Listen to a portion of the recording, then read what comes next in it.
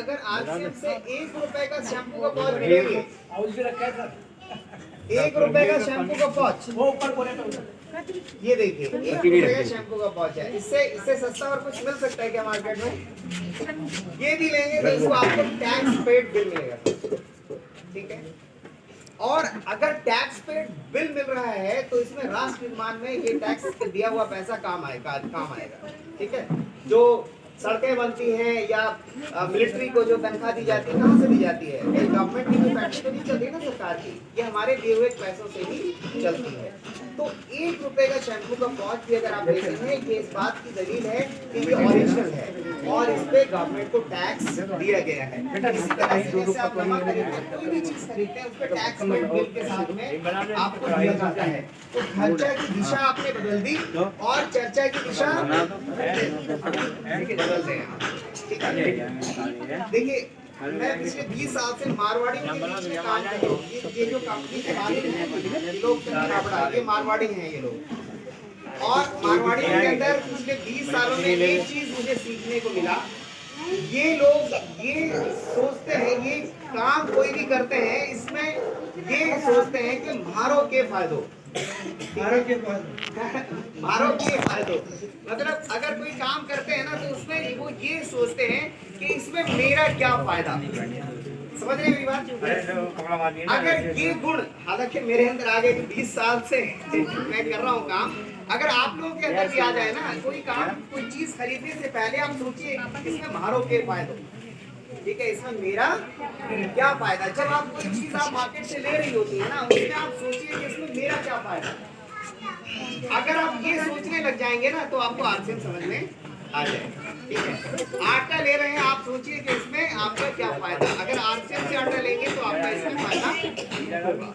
तो सिर्फ आपको दिशा बदलनी है, खर्चे की दिशा बदलनी है और चर्चे की दिशा बदलनी है। जैसे देखिए क्या होता है, टब है ये क्या है?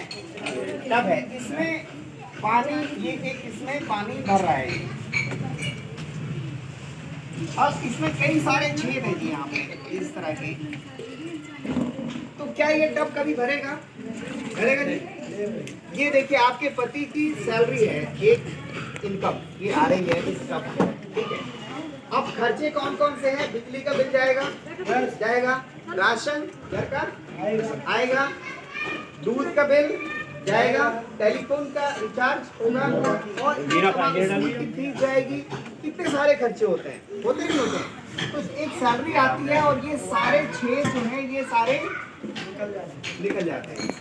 और जो सैलरी लोग होते हैं उनका आखिरी हफ्ता जो होता है ना जी, महीने का आखिरी हफ्ता, वो उधारी में गुजरता है ना। कोई कहते 1000 रुपए दियो यार सैलरी पे दे दूंगा, होता ही होता है, मिल जाएगी, ऐसा ही होता है ना। लेकिन अगर इस खर्चे को अगर हम इनकम में बदल लें, अब सपोज करिए यहाँ पर ये इनकम है और ये खर्चे, ये खेत जो है, खर्चे जो है, इसको हम यहाँ दोबारा डाल दें, रिसाइकल कर दें इसको, ये सारा रिसाइकल कर दें इसको, तो ये टब भरेगा नहीं भरेगा? भरेगा नहीं। सैलरी आई, अब हमें राशन लेना है, कहाँ से लिया हमने? आरसीएम से लिया, तो जो उसका 30% पैसा क्या आएगा? वापसी अकाउंट में आएगा, तो फिर वो टब में डल गया, ठीक है। कपड़े खरीदने कहाँ से खरीदेंगे? आरसीएम से, वो फिर रिसाइकिल होके आएगा, इनकम आएगी, तो क्या होगा? टब भरा रहेगा, खाली बस इतनी सी बात अगर आपको समझ में आ गई तो मैं समझता हूँ कि आरसीएम लेना समझ में आ जाएगा।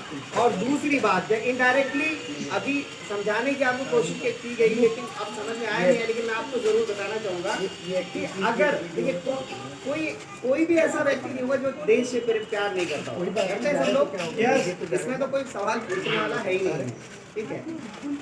लेकिन वाकई अगर आप अपने देश से प्यार करते हैं तो आपको स्वदेशी प्रोडक्ट से प्यार करना पड़ेगा, ठीक है। किससे बढ़ना पड़ेगा? स्वदेशी प्रोडक्ट।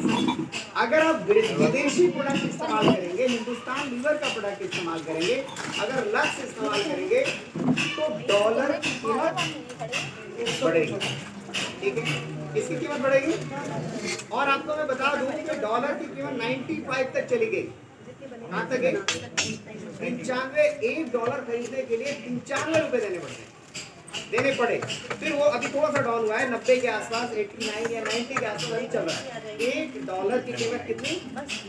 89 या 90 है।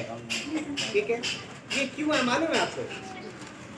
क्योंकि हमारी सुंदरता का राज लक्ष्य, वो हम नहा रहे हैं, सुंदर तो हुए नहीं लेकिन डॉलर जरूर मजबूत हो। ये हिंदुस्तान लीवर जानते हैं कहाँ की कंपनी है? ये अमेरिका की कंपनी है। यूनिलीवर उसका नाम है, और वो जहाँ जाती है, जिस मुल्क में जाती है, वहाँ का लीवर वो लगा देती है।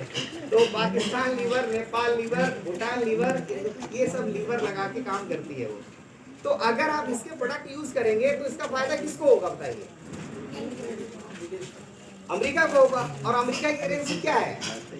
डॉलर। तो क्या होगा? वो डॉलर मजबूत होगा ना। अगर हम स्वदेशी प्रोडक्ट यूज करेंगे तो क्या होगा? रुपया मजबूत। तो हमें क्या करना चाहिए? रुपया को अगर मजबूत करना है तो कौन से प्रोडक्ट यूज करने चाहिए? ये देखिए, दिल से बोलिए।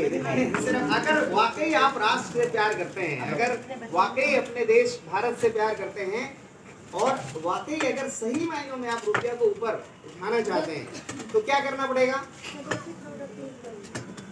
100% स्वदेशी प्रोडक्ट अगर कोई है, शुद्ध शाकाहारी इंटरनेशनल क्वालिटी के प्रोडक्ट्स, हिंदुस्तान लीवर पेट ऐसी कराता है, वो हमारे स्टैंडर्ड पे आता ही नहीं है। कोई सा भी प्रोडक्ट हो, चाहे कितनी भी बड़ी मल्टीनेशनल कंपनी का प्रोडक्ट हो, हमारी क्वालिटी जो है उसे बेटर है।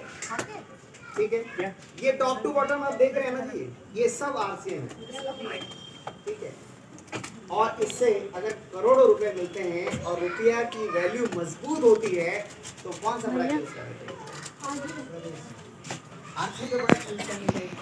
ठीक है, अगर हम डॉलर को मजबूत करेंगे तो अमेरिका दादागिरी करता है जी। ठीक है, वो पूरी दुनिया को धमका के रखता है नहीं रखता है। तो इसलिए हमें थोड़ा सा जागो ग्राहक, जागो। अब कैसे जागना है आपको? बस इन्हीं 2 बातों को आपको समझना है। मैं ज़्यादा समय नहीं लूँगा क्योंकि ठंड का मौसम है, और परिवी जी ने बहुत बड़ी, तो उसका भी आप आनंद लेंगे।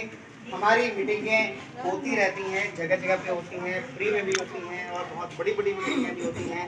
आप लोग उसमें आते रहिए, सीखते रहिए, समझते रहिए और आगे बढ़ते